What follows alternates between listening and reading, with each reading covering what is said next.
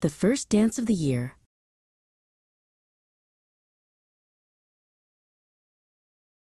Outside the window, the world was a crystalline kingdom of white. It was New Year's Day, and the thermometer clung stubbornly to 15 degrees. Inside, the air was thick, with the scent of cinnamon and the quiet hum of a home filled with love. Fatima sat in her favorite spot, her eyes reflecting the soft glow of the holiday lights, while Figaro, her loyal gray tabby, curled around her feet like a warm, purring shadow.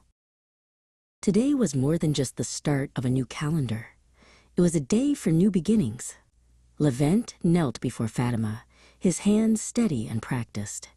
He held her DAFOs, the sturdy braces that gave her ankles the strength they needed.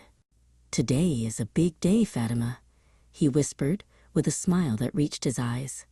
He gently began the familiar ritual of fitting the braces, his movements a silent language of devotion.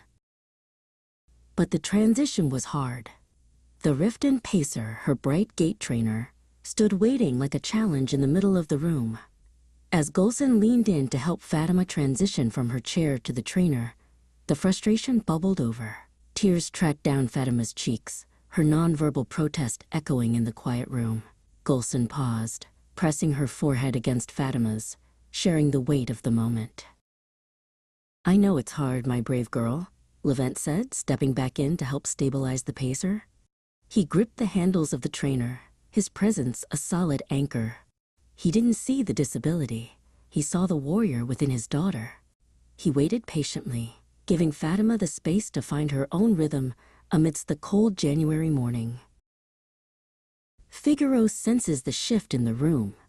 The cat uncurled himself and padded across the rug, sitting just a few feet away. He let out a soft meow, his green eyes fixed on Fatima.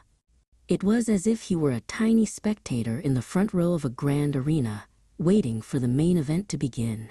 Fatima looked at her furry friend, and the tears began to dry.